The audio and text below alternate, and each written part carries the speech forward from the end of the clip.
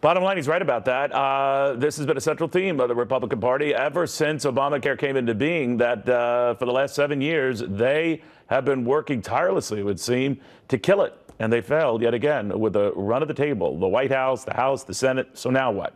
GOP donor Doug Deason joins us, and GOP strategist Lena Epstein. Lena, to Senator Cruz's point that a pox on all Republicans, not just those who voted against this. What do you think?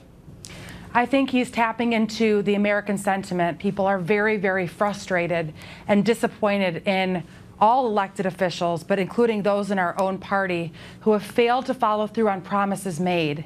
If of the 7 people that voted no in the Republican Party, 6 of them voted in favor of this bill in 2015. And I think that there's no reason why these individuals should not be in favor of it now. But I would like to hold the Democrats that put this terrible, terrible Obamacare in place in the first place accountable first. We need to know that recognize people like Democrat Senator Debbie Stabenow. She implemented at her hand a system that was so broken, doubling premiums, forcing Americans to participate in a system that they didn't want to participate in, and stymieing the economic growth in this country. It is a broken system, and we all committed, especially those within the Republican Party, to repeal Obamacare. I was President Trump's co-chair in Michigan along the campaign trail, and he promised, and he's doubling down on those promises to make sure that there is a clean repeal. It's very, very important for elected officials in both parties, but in particular the Republican Party, to support that in favor of promises that they too made along their trail with their constituents. It's not happening right now, to your point. And Doug, I'm wondering, as a big donor in the party, and a lot of people look to you, are you frustrated to the point of taking it out on some vulnerable candidates or looking at primary challenges? I'm sure you're asked that a lot, but how would you survey it? Well, I'd say right now I'm very frustrated. We all are in Dallas, Republicans with the Senate.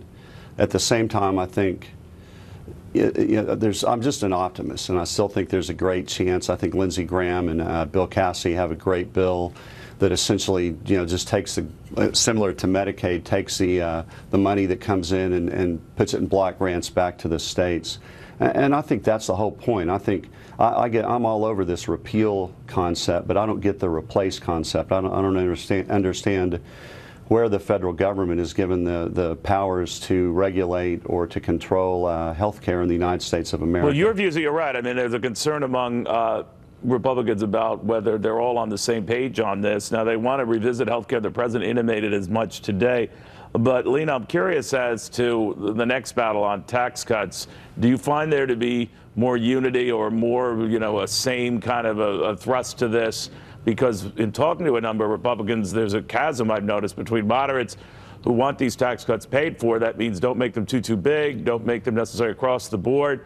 And conservatives who are a little bit more fire and brimstone, go ahead, we need something Reagan-like. Where do you stand?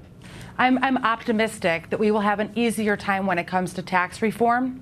At the end of the day, I have called on all senators to skip their summer recess and figure this out.